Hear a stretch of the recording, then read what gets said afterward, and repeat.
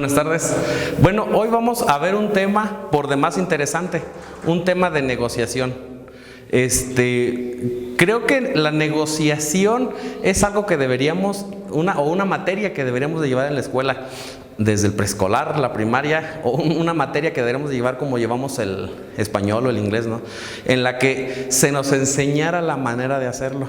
Si tuviéramos una enseñanza de cómo negociar desde pequeños, nos ahorraríamos un montón de problemas que vamos arrastrando en nuestra vida por no tener esta capacidad de negociar desde lo más mínimo, como en los niños podría ser quién juega con un juguete en un momento determinado, hasta ahora ya cuando somos grandes, con problemas en la empresa, en la casa, con la esposa, con los hijos. En fin, si aprendemos a negociar, creo que nos ahorraríamos un montón de problemas en nuestra vida. Hoy vamos a ver especialmente un modelo de negociación que hoy por hoy es el mejor del mundo, que es el modelo de negociación Harvard. De hecho, ese es el título de hoy, como técnica de negociación. Como todos sabemos, Harvard es una universidad que siempre ha estado preocupada por ir adelante en todos sus programas académicos. Entonces, el hecho de que ellos hayan hecho este modelo de negociación surge de la necesidad de crear a los mejores gerentes del mundo que van a dirigir a las mejores empresas, sobre todo de Estados Unidos, pero de todo el mundo, de los que lleguen allí. Entonces, este modelo de negociación Harvard nos enseña cómo es que una negociación debe de ser para que sea buena, porque todos negociamos todo el tiempo, pero ¿qué tipo de negociadores somos? ¿Qué tipo de negociaciones hacemos y qué tipo de resultados vamos a hacer? Pero para poder llegar ahorita al modelo de negociación Harvard, primero vamos a ver lo que es negociar. Cuando hacemos esta pregunta de qué es negociar, lo primero que se nos viene a la mente es una guerra de poder, ¿no? Ver quién puede más, ver quién se queda con la mejor parte, ver quién hace que el otro ceda más de su parte y ver qué más puedo ganar yo, ¿no? Es una lucha de poderes, es un arrancar, es un dejar plantados, es un dar golpes en la mesa para conseguir lo más que se pueda. Al menos esa es una idea de lo que tenemos de negocios. Y bueno, vamos a ver que sí es negociar eso, pero creo que no es muchas veces la mejor manera de negociar. Ahorita vamos a empezar con la definición de lo que es negociar. Y vamos a ver entonces, ahí está, lo que entendemos por negociar. Y bueno, la negociación, como decía, tiene muchas definiciones, pero vamos a tomar esta básica, en la que diremos que negociar es buscar una solución o un acuerdo entre dos, generalmente. Si es entre más, será más difícil la negociación, pero también se puede. Pero generalmente es buscar una solución entre dos personas o entre dos entidades a un conflicto de intereses mediante un acuerdo. Aquí encontramos dos palabras importantes en esta diapositiva. Primero, conflicto de intereses, y segunda, acuerdo. Cuando nosotros queremos negociar algo y cada quien tiene su postura, es difícil que lleguemos a una negociación. Alguna vez fui invitado a alguna negociación en la que no podían llegar a un acuerdo para que les favoreciera a ambos, ¿no? Era un señor dueño de un restaurante y un panadero. El panadero hacía un pan muy rico de higo y el señor en el restaurante lo vendía. Entonces era un trato ya de muchos años, ¿no? Pero un día el señor del restaurante dijo, bueno, ¿hay manera de que yo pueda ganar más sin subir el pan aquí en el restaurante? Pues sí, voy a ver con el panadero si le puedo bajar el precio, ¿no? Entonces el señor del restaurante se planta en una postura en la que claramente era difícil poder llegar a una negociación, porque él lo que quería era que el panadero fuera quien bajara su precio. Y el panadero pues no podía bajar su precio porque sabía que si lo hacía iba a bajar la calidad del producto, como ya lo había decidido, ¿no? No quería perder el cliente, era un cliente que le compraba 100 panes a la semana, grande. Entonces era un muy buen cliente, no lo podía perder. Y había cedido como en 10 pesos, creo. Pero lo que él había dicho, ok, eso que cedí, ahora cómo voy a hacer yo para poder compensar eso que estoy cediendo, ¿no? Ahorita más adelante regresamos para ver cómo fue que pudimos solucionar eso. Ellos en realidad nunca pudieron solucionar nada porque en realidad no tenían manera de negociarlo. ¿Por qué? Porque ninguno quería ceder de su parte. Los dos querían ganar, pero ninguno quería ceder o ver cuál era el interés del otro. Dificilísimamente podía haber una negociación en ese acuerdo. Bueno, lo que comentaba ahorita, una negociación es llegar a un acuerdo de un conflicto de intereses. Y un conflicto de intereses en la empresa, vamos a entenderlo como algo que sucede cuando dos partes quieren o necesitan algo y no lo pueden conseguir bajo sus propios términos y al mismo tiempo. Supongamos, el marido quiere ir a ver el fútbol un viernes por la noche, ¿no? Y la esposa quiere ir a la casa de sus papás ese mismo viernes. Entonces él dice, no, vamos a ir a ver el fútbol. Y ella dice, no, vamos a ir a la casa de mis papás.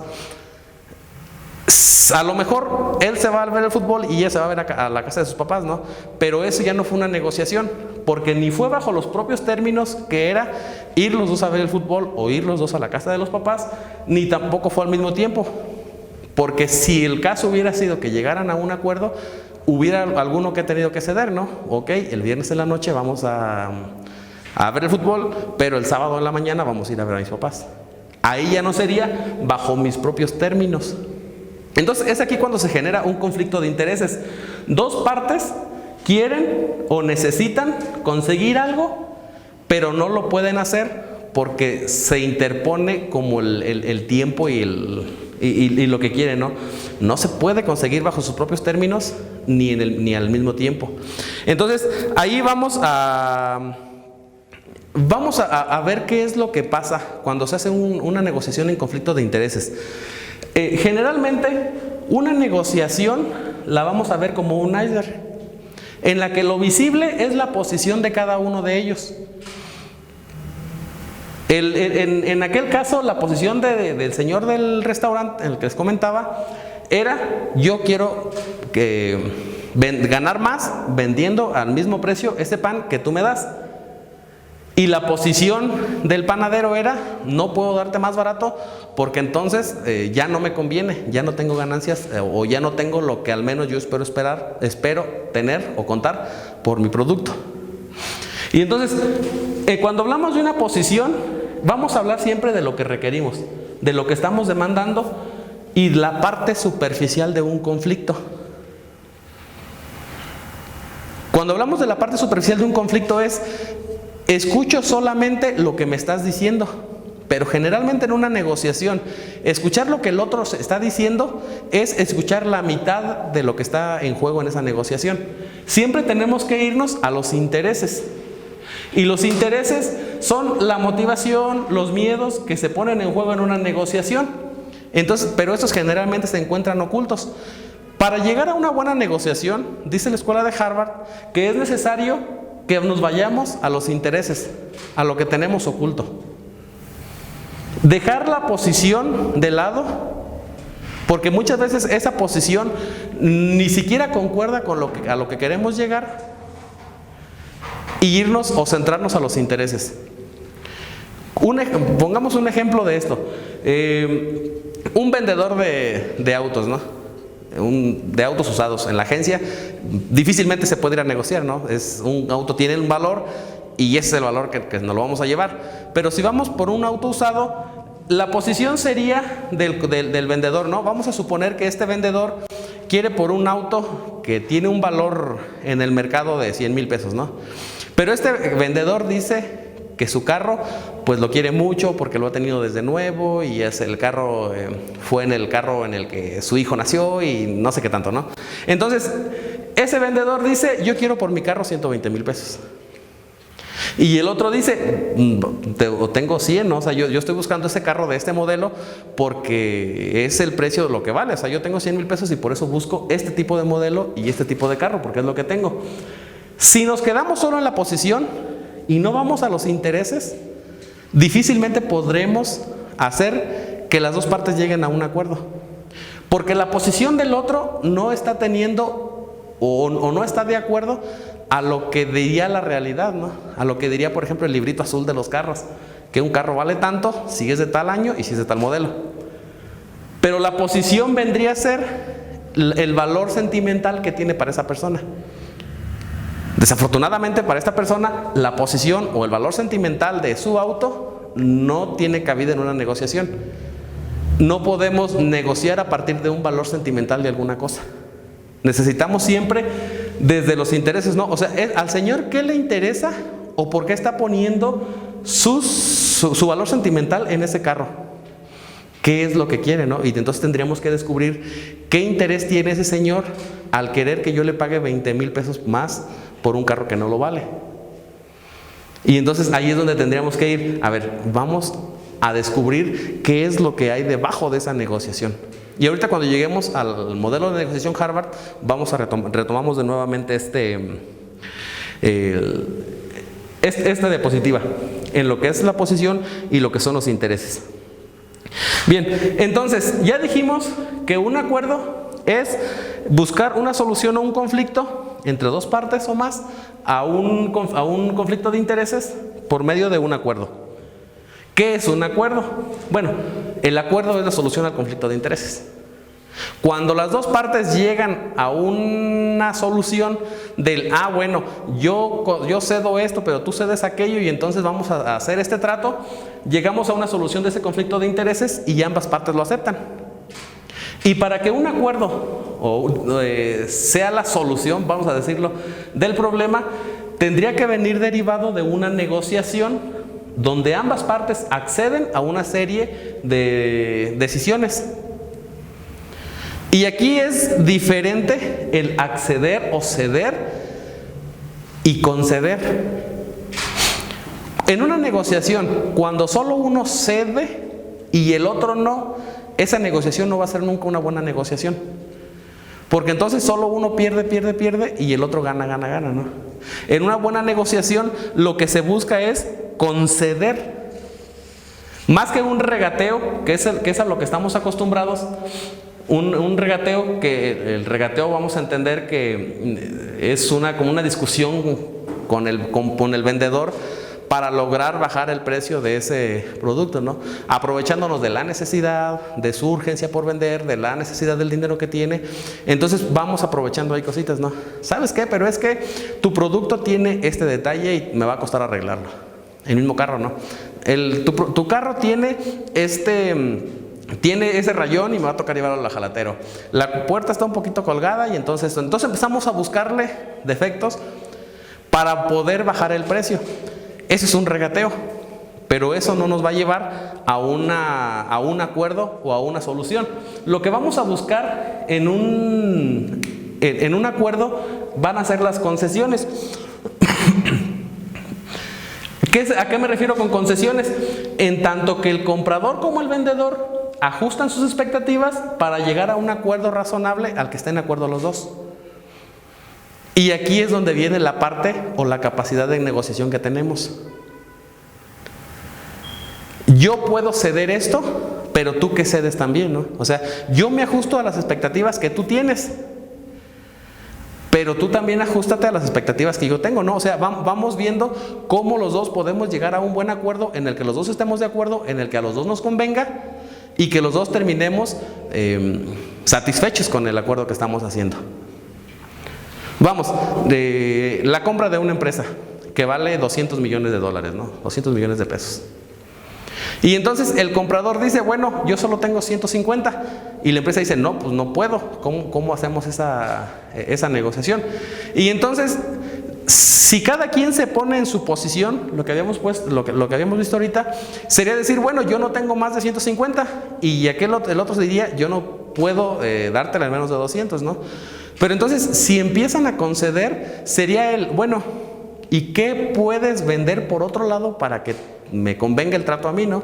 Y entonces a lo mejor esa empresa tiene ese costo porque tiene un avión que podría costar algunos millones menos, porque tiene algunos departamentos que cuesta otros millones menos, y que entonces si quitamos los departamentos, el avión y algunas otras cosas, el valor podría ajustarse a lo que yo tengo.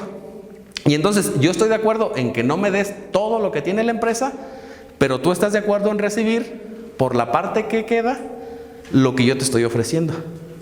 Es una serie de concesiones. No es ceder por ceder, ¿no? O sea, si solo cedo, yo doy pero no gano nada.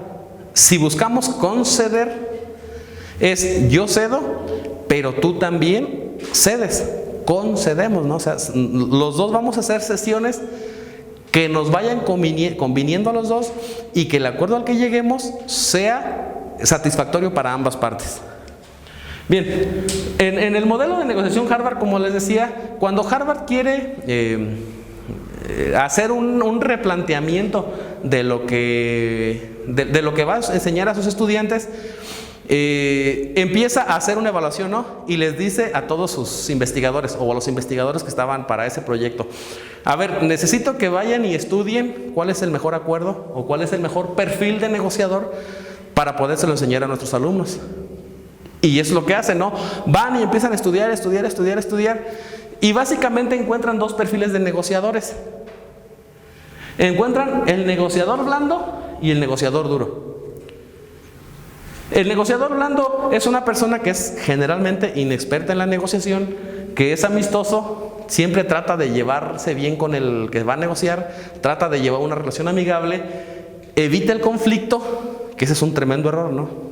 Si evitamos el conflicto y la negociación es solucionar el conflicto de intereses, si evito el conflicto, entonces no va a haber negociación, porque entonces no voy a resolver ningún problema, voy a ceder lo que está de mi parte y voy a terminar perdiendo lo que pude haber ganado. Suele ser complaciente con la otra parte y por lo tanto no tiene una postura clara, no sabe qué es lo que quiere ni sabe a dónde quiere llegar precisamente. Entonces nunca da a conocer sus intereses y generalmente es quien termina cediendo. Hay un ejemplo que puede ilustrar mucho esto en una serie que se llama Los Simpson, que creo que muchos hemos visto. En esa serie está un abogado revisando el basurero de la familia Simpson y entonces escucha que la familia Simpson ocupa una niñera, ¿no? Y entonces dice: bueno, señor Simpson, fíjese que yo soy un abogado de alto nivel y cobro $175 la hora. Y entonces escuché que tiene una niñera, así que pues si nos arreglamos en el precio, yo puedo ser su niñera, ¿no? Y Homero le dice: te pago $8 la noche y puedes tomar 2 paletas del refrigerador. Y le dice: 3 paletas, no 2. Bueno, dice: $8, 2 paletas y una jaula vieja que encuentra en el basurero. Y Homero acepta, ¿no? Pues finalmente esa jaula para nada era, si ya estaba en la basura, pues para nada significaba algo para Homero. Ese es un negociador blando. Cuando parte de una expectativa muy alta, pero termina cediendo completamente a lo que la otra parte quiere. Y entonces nunca defiende una postura a la que quiere llegar porque ni siquiera la tiene. Y si tiene la postura, por evitar el conflicto con la otra contraparte, ni siquiera la va a decir. Y entonces del otro lado nos encontramos a los negociadores duros. Y esos negociadores duros sabemos, son experimentados, son fríos, son distantes, impersonales, inconmovibles, buscan el conflicto, les agrada el conflicto porque saben que mediante ese conflicto pueden conseguir lo que ellos buscan. Son dominantes y siempre quieren ganar. Si ponemos en una negociación a un negociador blando con un negociador duro, le va a meter una friega el negociador duro al negociador blando, porque el negociador duro siempre va a buscar el conflicto. Siempre lo va a buscar, y como el negociador blando lo que quiere es evitar el conflicto, terminará cediendo todo lo que él necesite para evitar llegar a ese conflicto, ¿no? Y lo interesante que debe de ser ver negociar a dos negociadores duros, en el que piensan que porque llevan como la parte de la experiencia, pueden ir y atacar, ¿no? Pero si los dos son duros, entonces lo que van a volar van a ser chispas, pero jamás van a haber una buena negociación. Es más, dudo siquiera que lleguen a una negociación cuando se enfrentan estos dos. Entonces, cuando los investigadores de Harvard, William Ury se llamaba, y su equipo, descubren que esto es los perfiles de los negociadores, dicen: no, pues es que esto no nos sirve. Porque un buen negociador ni puede ser un negociador blando, aunque tiene algunas características que funcionan, pero tampoco suele ser un negociador duro. Porque si lo ponemos en perspectiva diríamos, pues conviene ser un negociador duro, siempre consigue lo que quiere, siempre se lleva la mejor parte, tiene la experiencia de su lado. Pero a la larga el negociador duro siempre va a terminar perdiendo mucho más de lo que gana. Porque podrá haber ganado esta negociación, pero en el futuro quiero saber quién haya negociado con él, quién se vuelve a sentar con él a negociar. Todos le van a rehuir por su forma de ser y por la forma de hacer perder a los otros, ¿no? Nadie va a querer trabajar con ese negociador duro. Al igual que con el negociador blando es muy amistoso y más, ¿no? Pero no puede defender sus intereses. ¿Para qué quiero un negociador que no pueda defender los intereses de la empresa? Pues de nada me sirve. Entonces, ¿qué dice la Universidad de Harvard? Necesitamos crear nuestro propio modelo. Lo que hay en el mercado en verdad no funciona. Necesitamos ver qué hacemos, ¿no? Entonces, este modelo de negociación surge de una larga investigación de este equipo de William Ury entre 1979 y 1981, en el que salen a las grandes empresas y estudian la calidad de los acuerdos a las que llegan los grandes gerentes de las empresas. Y entonces, si van y ven que los acuerdos son malos, esos no los estudian, los desechan, ¿no? Pero donde encontraban buenos intereses, esas negociaciones las estudiaban para ver si no había ya un modelo predeterminado en el que pudieran enseñar a sus alumnos, pues crear uno propio que fuera de la universidad. Porque lo que encontraban cuando salían a buscar el perfil del negociador ideal, pues era decir, miente, engaña, agrede, golpea la mesa, ¿no? O sea, ve contra el otro. Pero decían, no, eso no es lo que nosotros buscamos, porque finalmente un buen negocio se va a ver en el resultado. Y a lo mejor la negociación pudo haber sido buena, pero si hay un mal resultado, esa negociación no funcionó, no sirvió. La buena negociación vamos a verla cuando hay un buen resultado. Y entonces ellos lo que hace Harvard es ir y estudiar a los mejores gerentes del mundo. Y entonces estudiaban aquellas cosas donde decían, vamos a ver dónde salen favorecidos ambos, incluso con más beneficios que los que nos podíamos esperar al inicio de la negociación.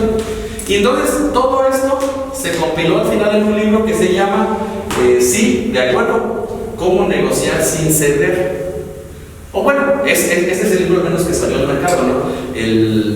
La otra parte sería más como el método de negociación Harvard, ese es su método, su nombre original.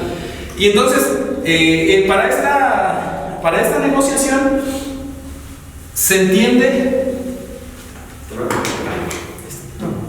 En esta negociación, los negociadores, los que estudian, Roger Fisher, William Ury y Bruce Patton, dicen, en una negociación tradicional, o lo que se encuentra cuando estudian es, el negocio es este. Y después de la negociación, lo que vamos a hacer, cuando lleguemos al trato, es que yo me quede con la mayor parte del pastel, ¿no? El negocio es este, vamos a negociar, voy a ser un negociador duro, en el que yo me quede con la grande parte. Pero si yo me quedo con la gran parte de esa negociación, por ende estamos entendiendo que quien se quedó con la menor parte es la otra persona. Y entonces esa ya no fue una buena negociación, porque hay alguien que está perdiendo aunque yo esté ganando. Y entonces Harvard dice no, o lo que encuentran en todos los gerentes, en todos los acuerdos a los que llegan, es que se partía de una negociación en la que el acuerdo era pequeño, y los negociadores, tanto el comprador como el vendedor, lograban hacer un pastel tan grande que incluso si cada uno se queda con la mitad, es mucho más que lo que al principio se pensaba negociar. Y entonces decían, esta negociación es una buena negociación porque el resultado fue bueno. No estamos dividiéndonos el pastel chiquito ese con el que empezamos. después de una negociación y de llegar a acuerdo tras acuerdo, llegamos a un resultado en el que nos favorece a ambos de manera muchísimo más allá de lo que habíamos pensado. Y de hecho este es el fundamento de la negociación Harvard, que debe ser colaborativa. Ese es un fundamento importante que, con que les quedara eso de su lado, que casi quedaría satisfecho por la charla, ¿no? Es una negociación colaborativa, no competitiva. ¿Por qué colaborativa? Porque tú y yo vamos a negociar, pero vamos a sentarnos del mismo lado de la mesa. Si estamos en un lado y el otro, vamos a ver quién tiene más poder, ¿no? Pero si se trata de un modelo colaborativo, es vente de este lado de la mesa, y entonces tú y yo vamos a ver la manera de cómo podemos solucionar el conflicto que tenemos enfrente. Porque el conflicto no eres tú, ni el conflicto soy yo. El conflicto es lo que tú y yo queremos solucionar. Y si ese conflicto lo podemos solucionar de una mejor manera, entonces vamos a llegar a un buen acuerdo. No vamos a empezar a competir con el que tú ganas más, yo voy a ganar más, yo voy a ser, soy egoísta porque entonces no voy a ceder en lo que tú me estás pidiendo, pero voy a tratar, a lo mejor sé que a ti te urge hacer esa venta y entonces, pues si quieres que te la compre, pues tienes que bajar el precio, ¿no? Esa es una parte egoísta o competitiva donde no se busca el diálogo. La negociación Harvard es, por medio de la colaboración, llegar a un acuerdo que a ambos nos beneficie. Si después de la negociación solo beneficia a una de las contrapartes, ese no fue un acuerdo. No hay entendimiento en eso. Y entonces Harvard dice, después de haber encontrado esto, que un modelo de negociación tiene 4 características principales. El primero es, la negociación es colaborativa. Tú y yo vamos a poner o aportar piezas para poder solucionar este conflicto. ¿Es un rompecabezas? Sí, pero no va a haber quién se queda con la mayor parte de piezas, sino entre tú y yo vamos a armar el rompecabezas para tener el rompecabezas completo. Por eso la negociación, el modelo de negociación Harvard tiene que ser colaborativa. Tú y yo vamos a ponernos de acuerdo para ver cómo es que podemos hacer que este acuerdo que queremos hacer lo podamos hacer mejor. Vamos a colaborar, no vamos a competir. Cuando tengamos que hacer una negociación, me parece que lo primero que tendríamos que decirle a nuestra contraparte es esta, ¿no? Mira, vamos a hacer una negociación en la que vamos a colaborar los dos. Yo no voy a tratar de quitarte lo tuyo, tampoco tú vas a tratar de quitarme lo mío, sino que entre los dos vamos a buscar la manera de que esto pueda ser mucho mejor, incluso de lo que estamos pensando. Esa sería una primera característica del modelo Harvard. El segundo es ser duros con el problema, pero suaves con la persona. La persona que está del otro lado negociando conmigo no es mi enemiga. Es alguien que está haciendo su trabajo para la empresa y que entonces yo estoy haciendo mi trabajo para mi empresa y no se trata de ver a qué empresa le va peor, no. Sino se trata de ver cómo podemos tú, cliente y vendedor, ¿no? O tú, proveedor y comprador, hacer para que este problema lo podamos solucionar entre los dos. Muchas veces cuando llegamos a una negociación creemos que estamos en un distinto barco y que entonces, como yo soy la empresa, puedo poner mis condiciones para comprarte y si tú no me quieres comprar, pues le compro a otro, ¿no? Lo que tenemos que entender es que cuando llegamos a una negociación, los dos estamos en el mismo barco. Y si el barco se hunde para ti, se hunde para mí. Porque a lo mejor yo te hago bajar tu precio hasta el suelo. Pero yo a cambio voy a recibir a lo mejor un material de peor calidad del que yo hubiera podido recibir si hubiéramos llevado un buen acuerdo. Porque no me van a mantener la calidad a algo que le tumbé el 25% del precio original. Algo va a tener que hacer la otra persona para compensar eso que está cediendo por ganar un contrato. Entonces, aquí lo que se trata es que en una forma colaborativa, en el deber, sentémonos en el mismo lado de la mesa, vamos a ver cómo podemos solucionar de una buena manera este problema. Seamos duros con el problema, pero suave con la persona. Un negociador duro siempre será duro con el problema, pero también duro con la persona. Y un negociador suave será suave con el problema y suave con la persona. Un negociador Harvard no es el que se quede en medio. Un negociador Harvard es el que de manera colaborativa es duro con el problema. Los dos que están sentados en la mesa son duros con el problema. Ver cómo vamos a solucionar esto, pero con un trato amable y amigable. Porque nosotros no somos los enemigos. Los dos estamos en el mismo barco y los dos necesitamos que a nosotros nos vaya bien. Cuando sale ese modelo en el tercer punto, es como que la gente decía, ¿qué les pasa, no? O sea, ¿cómo vamos a buscar un acuerdo ganar-ganar? Eso no se puede. Si estoy negociando, alguien tiene que perder para que el otro pueda ganar, ¿no? Y entonces Harvard dice, no, un buen acuerdo tiene que ser ganar-ganar. Ambos tenemos que ganar. A lo mejor en diferente cosa, pero ambos tenemos que ganar.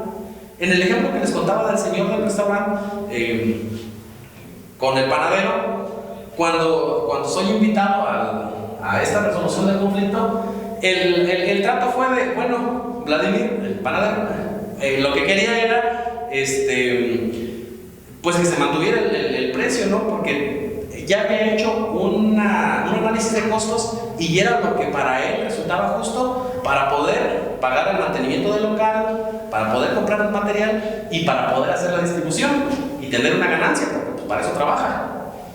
Y el señor Jorge lo que quería era pues que hubiera un descuento para él tener una mayor ganancia, ¿no? Y entonces, en ese acuerdo era difícil que pudieran ganar los dos, porque iba a ganar uno y perder el otro necesariamente. ¿Cuál fue el acuerdo que llegaron finalmente para que pudiéramos llegar a de ganar-ganar?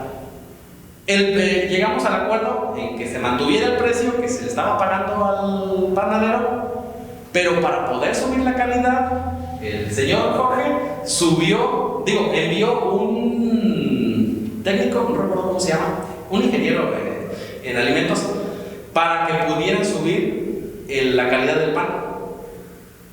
Pagado por don Jorge, ¿no? O sea, ni siquiera era así como que de, pues a ver cómo lo pagas para que suba la calidad, sino el señor del restaurante dijo, ok, a mí me interesa vender más y tu pan es muy bueno, vamos a hacerlo más bueno, te voy a comprar lo mismo, pero te voy a mandar un ingeniero para que empieces a vender, pero lo que tú y yo vamos a hacer es que entonces tú solo lo vas a vender a mí y no le vas a vender a los otros restaurantes. Para el panadero eso fue razonable, porque le iban a mandar un personal que le pudiera mejorar la calidad. Y entonces sucede algo que fue interesante para los dos, ¿no? Porque una vez que el panadero recibe la orientación de un profesional para poder mejorar su pan, en lugar de venderle 100 piezas al restaurante, le empieza a vender 300 a la semana. Mucho más que lo que él les vendía a los otros restaurantes a los que él tiene que perder por llegar a este acuerdo. ¿Y qué gana don Jorge? Que ya no vende 100 piezas, ya vende 300 a la semana. ¿Tiene ganancias don Jorge? Sí, porque está vendiendo 200 piezas más. ¿Tiene ganancias el panadero? Sí, porque vende mucho más de lo que vendía al mismo precio y él no está pagando un centavo más por mejorar la calidad. Porque ese viene del otro, ¿no? O sea, pues tú mejorame la calidad, mándame quién me puede ayudar a mejorar esa calidad, yo te mantengo el precio. A mí me sigue saliendo el pan igual, yo sigo teniendo mi ganancia, pero tiene una mucha mejor calidad. Ambos ganan, aunque de diferente modo, ¿no? Cada uno termina por conseguir lo que estaba buscando. Entonces, actualmente incluso ver esta parte del ganar-ganar sigue siendo algo que para los negociadores como que no les cae bien, ¿no? ¿Cómo va a ser que los dos ganemos? Sin embargo, si queremos realmente seguir el modelo, que es el modelo que usan las mejores empresas del mundo, tenemos que cuidar esto: ser colaborativos, ser duros con el problema, pero suaves con la persona, y buscar un acuerdo que sea ganar-ganar. Y finalmente, el éxito de ese negocio se mide por la calidad de los acuerdos, que finalmente es lo que Harvard estudia. ¿Qué calidad de acuerdos llegan estos empresarios con sus clientes Y entonces se dan cuenta que tienen esa calidad porque cuentan con los 3 anteriores. Y entonces esas son las características del modelo Harvard. Pero también tiene 4 requisitos. Primero, el acuerdo debe ser favorable para ambos. Ahí tenemos la playera del Morelia, en la que si nos lo quedamos viendo, dice parece un pizarrón, ¿no? Porque tiene publicidad por todos lados, en las mangas, enfrente, atrás, por todos lados. ¿Por qué eso sería un acuerdo favorable para ambos? Bueno, el equipo necesita dinero para poder funcionar, para poder pagar a sus jugadores y para poder sostener los gastos que requiere hacer funcionar un equipo. Y los de las empresas, cualquiera que les guste que están ahí en esa playera, lo que necesitan es darse a conocer al público, ¿no? Entonces, ¿qué hace la empresa? Por ejemplo, Akron, ok, yo te doy el dinero para que tú necesitas para poder funcionar como equipo, pero ¿yo qué gano? Pues lo que gana es que cada vez que las cámaras se enfocan a un jugador, se va a ver su marca ahí, y esa marca va a quedar grabada en la mente de los que están viendo ese partido. Entonces, ¿es favorable para ambos? Por supuesto que sí, porque el equipo consigue dinero y quien tiene el dinero consigue la publicidad que necesita para poder seguir moviendo sus productos. Ese es el primer requisito. El segundo requisito es sentirse satisfecho ambas partes. Si es favorable para ambos, pero no se sienten satisfechos con lo que están ganando, ya no es un buen acuerdo. Vamos, por ejemplo, aquí puse un carro en el que dice el vendedor, ¿sabes qué? Pues yo quiero, lo que hemos mencionado, 120,000 pesos. Ah, no, pues yo solo puedo dar 100. Y entonces, en la negociación que se va haciendo, llegan a un acuerdo, no sé, de 105, ¿no? Entre, fíjate que tiene sus detalles y me gusta el carro, entonces por eso estoy dispuesto a pagar un poquito más, ¿no? A lo mejor el comprador sabe que este carro no vale más, pero le gusta realmente el carro, entonces dice, bueno, voy a ceder en 5,000 pesos más, ¿no? Pero entonces el otro también cede parte de lo suyo, y así ambos están satisfechos porque el comprador obtiene el carro que él quería y el vendedor obtiene el precio mínimo al que estaba dispuesto a soltar su carro, y entonces ambos están satisfechos porque uno tiene su carro y el otro tiene el dinero que necesitaba. El acuerdo, el tercer requisito, tiene que ser justo y equitativo. ¿A qué nos referimos con esto? A que visto desde afuera por un tercero, que vea nuestro acuerdo, que diga, en realidad es justo lo que está pasando aquí, ¿no? O sea, no evaluado por nosotros, sino evaluado por un tercero es, lo que se paga por la casa es justamente lo que valía. O sea, ni la otra parte me robó, ni tampoco yo terminé robando, ¿no? Ese acuerdo fue justo y equitativo. Si a lo mejor el acuerdo fue favorable, si los dos nos sentimos satisfechos, pero si cuando volteo para atrás a revisar ese acuerdo me doy cuenta que fui estafado, entonces ya no fue un buen acuerdo. Necesita el acuerdo tener la característica de ser justo y equitativo, evaluado desde mí hacia atrás, de decir, valió la pena haber hecho esa venta o haber hecho esa compra, y que la otra contraparte diga lo mismo, que el acuerdo sea justo y equitativo. Y finalmente, una de las más importantes, bueno, igual de importante que las otras, es que fortalezca la relación. Después de que tú y yo hagamos un acuerdo, quedemos como amigos o quedemos como socios estratégicos. Tú y yo vamos a seguir trabajando porque llegamos a un acuerdo que a nosotros nos conviene. Íbamos a partir de un pastel así y terminamos partiendo un pastel así. Por supuesto que en futuras negociaciones podemos volvernos a sentar, porque ya sabemos que entre nosotros podemos lograr buenos acuerdos que convienen para tu empresa y convienen para la mía, ¿no? Entonces, deben de cumplir estos requisitos para que sea un buen acuerdo, de acuerdo a lo que nos marca Harvard. Y bueno, las características de un negociador Harvard finalmente serían que se prepara, y con se prepara me refiero a prepararse realmente. Cuando un negociador se va a poner a negociar algo, no puede llegar con nada en las manos. No puede llegar con un desconocimiento completo de lo que necesita la empresa completamente y de con quién va a sentarse a negociar. Y es por eso que hasta la fecha hay negociación, hay capacitaciones en Harvard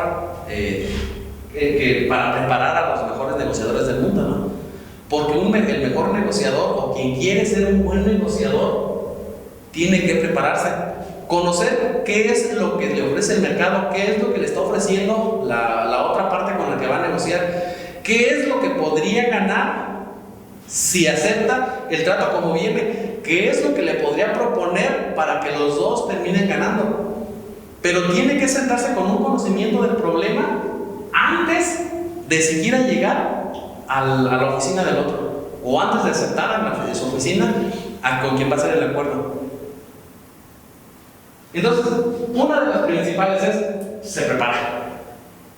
Si quieren llegar a un buen acuerdo, si como empresarios quieren llegar a un acuerdo, si como negociadores en la casa, con los hijos, con la pareja, con quien ustedes quieran, con los maestros, queremos llegar a un buen acuerdo, pero no tenemos que prepararnos. ¿Qué saber qué es lo que quiero para saber qué quiero negociar? Y si se puede saber qué es lo que quiere la otra parte. Porque generalmente la demanda de la otra parte o el conflicto de intereses que está generado por la otra parte es también porque él lo necesita, no solo porque quiera venirme a dar lata, ¿no? O venirme a joder. Entonces necesitamos prepararnos, sobre todo ser corteses. Lo que habíamos dicho hace rato, ser duros con el problema, pero suaves con la persona. Entonces, lo cortés no quita lo valiente, hay un dicho que dice así. Entonces, puedo ser cortés, puedo ser amable con otra persona, pero ser firme en lo que estamos haciendo, ¿no? No tengo que gritarte, que insultarte, que minimizarte para poder ser firme en lo que estamos negociando. Puedo negociar, puedo ser firme, puedo saber lo que quiero buscar sin tener que llegar a agredir a la otra persona. Es colaborativo, ya lo mencionamos hace ratito. En un acuerdo colaborativo, los dos nos sentamos del mismo lado de la mesa. No estamos buscando jugar a las fuercitas de una mesa a otra, no, y a ver quién gana, quién se lleva la mejor parte. Tú y yo necesitamos llegar a un buen acuerdo y entonces necesitamos colaborar. Los dos necesitamos aportar ideas. Si el otro negociador empieza con cosas de querer amenazar, de querer llevarse una mayor parte y eso, es decir, espérame, nuestra negociación dijimos que iba a ser de esta manera, ¿no? Antes de sentarnos a negociar y vemos que la otra persona no está en la disposición, primero tendríamos que hablar con ellos de las cuatro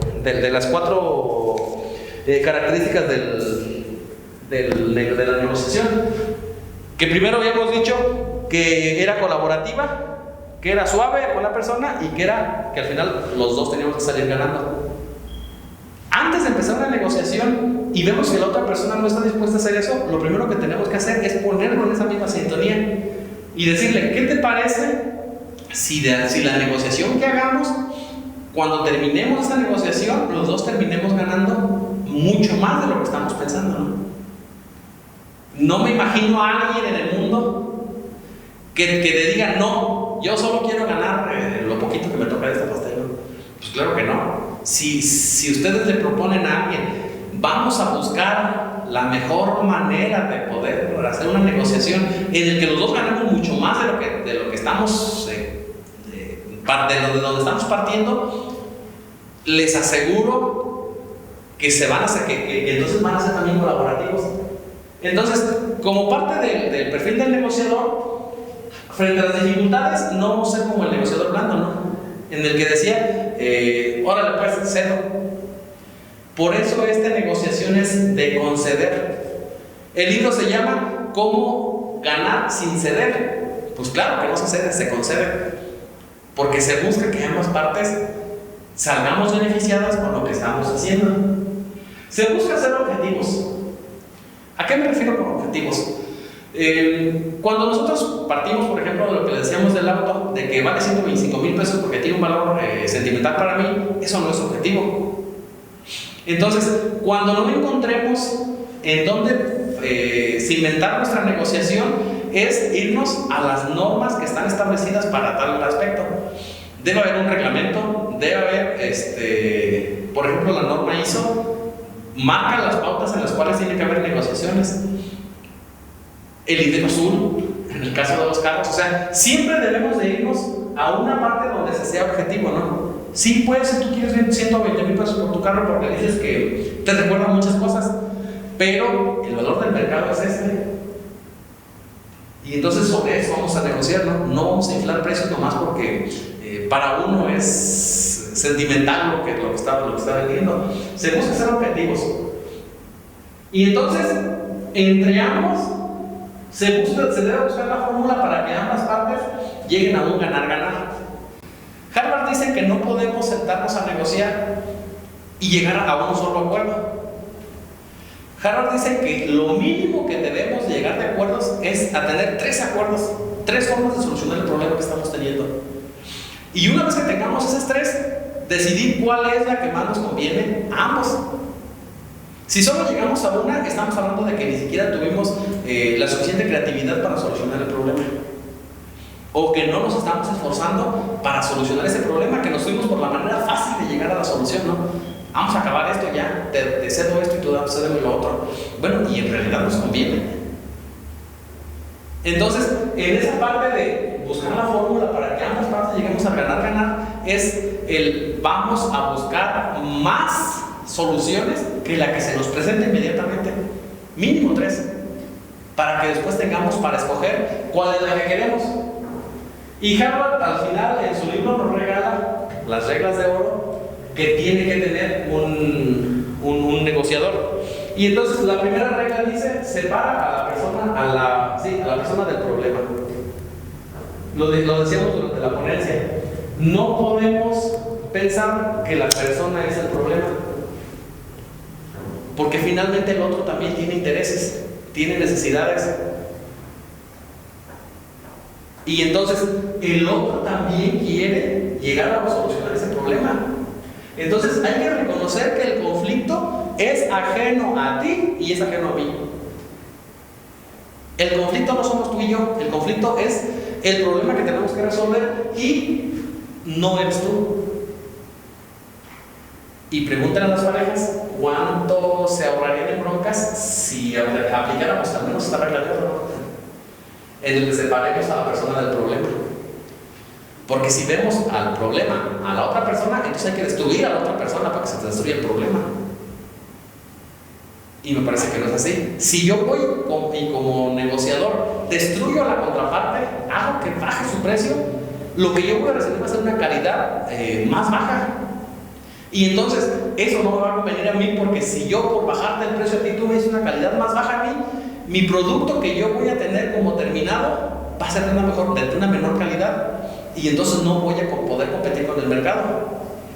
Entonces no se trata de ir y ver cómo puedo aplastar al otro, sino de ver cómo podemos mejorar incluso esa calidad y que los dos terminemos ganando, ¿no? Lo que decíamos del panadero: ¿cómo puede ser el mejor pan de la ciudad? Y cómo yo puedo aumentar mis ventas porque a la gente le va a gustar mucho más ese pan. El problema no era ni el panadero ni el del restaurante. El problema era que ellos estaban viendo a la persona como el problema, y entonces había que destruirse. Cuando logran llegar a un acuerdo, entonces dicen: a ver, pues nuestro problema no somos nosotros, porque el panadero ocupa vender para poder tener ingresos y poder pagar a sus trabajadores y tener dinero para mantener a su familia. Pero el restaurante también ocupa vender, ocupa ese producto para poder vender y también poder solventar sus gastos que tiene y poder tener un ingreso para su familia. ¿Los dos buscan lo mismo? Pues por supuesto. Entonces, ¿por qué tendríamos que ir como a aplastar al otro, no? Cuando podríamos los dos sentarnos del mismo lado de la mesa, lo que ya les decía, y atacar el problema sin pensar que el problema es la persona. En la segunda regla de oro que nos marca la regla dice que nos centremos en los intereses y no en las posiciones.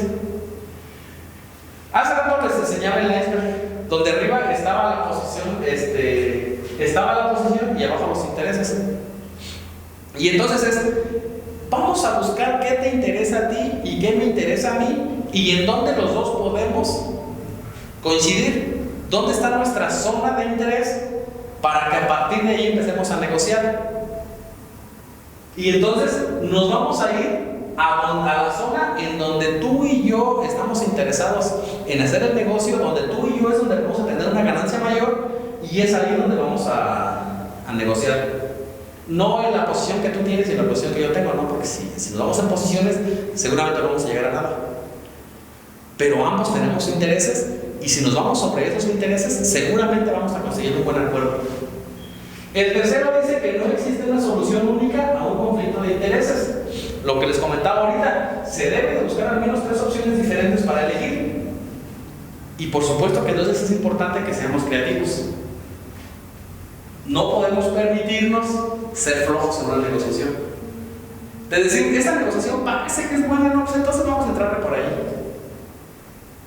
Si la negociación es buena y es la primera, el primer resultado que tenemos, pues vamos a ver cómo ese resultado podemos hacer mejor todavía, o cómo por otro camino podemos lograr una mejor solución. Pero entonces no podemos, desde una negociación de estilo Harvard, no podemos centrarnos en una sola solución al conflicto de intereses que tenemos. Mínimo 3, más si se puede, para que al final digamos, tenemos esta solución y esta solución sobre la mesa. ¿Cuál es la que más nos conviene, tanto a ti como a mí? Y que los dos quedemos satisfechos en ese punto. Y por último sería, toda solución debe estar apoyada en un criterio objetivo, no sobre opiniones, sino sobre criterios sólidos, reglas, leyes, bases, menor precio de mercado, opinión de expertos, encuestas, demás. Debe estar apoyado en un criterio objetivo. Si no nos apoyamos en un criterio objetivo, difícilmente vamos a poder llegar a una buena negociación, porque vamos a negociar en lo que yo pienso, en posiciones que tenemos, ¿no?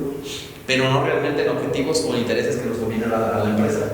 Entonces, creo que es importante que tengamos eso en cuenta, sobre todo las reglas de oro, en las que tenemos que ser creativos, que poner a la persona de nuestro lado, que separar a la persona del problema, para que ambos, como empresas, podamos tener la mejor compra, la mejor venta, el mejor cliente, y que esto nos asegure que podemos seguir trabajando con ellos, ¿no?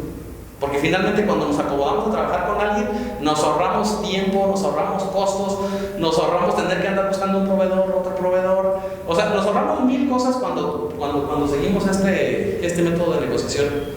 Porque entonces sabemos que cuando nos vamos a sentar a negociar con quien ya lo hemos hecho, vamos a llegar a un buen acuerdo y no tenemos que partir de cero. Y bueno, la última, con la frase que quiero terminar es con la de el creador de este método, que yo he dicho que era William Ury, que dice que la ventaja corporativa estriba en la capacidad para cooperar, incluso con la competencia. ¿Qué quiere decir eso? Pues lo mismo que hemos venido diciendo todo el momento, ¿no? Vamos a sentar a la competencia, al proveedor, al cliente de nuestro lado, y vamos a buscar la manera en que a los dos nos convenga y que los dos saquemos el mejor resultado posible. Entonces, sería interesante que se busque más información sobre esta negociación Harvard, y que si alguien quiere especializarse en esto, pues Harvard tiene especialización en negocios Harvard, en la negociación Harvard, para ver para preparar a los mejores negociadores, ¿no? Y pues por supuesto quedo a sus órdenes para cualquier cosa que se necesite. Ahí están mis datos de contacto, y vamos a ver si hay alguna pregunta o algo que tengan. Muy bien, pues entonces vamos a terminar con esta charla del día de hoy. Esperemos que haya sido de su agrado, que les haya podido ayudar como a resolver un poquito las dudas a la hora de sentarse a negociar, y que cuando puedan le den una revisada nuevamente a la grabación. Finalmente la parte de la tecnología es que todas estas charlas quedan grabadas, y que si en algún lugar no alcanzaron a anotar algo o tienen alguna duda, puedan regresarse a la grabación y puedan anotar las partes de cómo se debe de llevar a cabo una negociación estilo Harvard.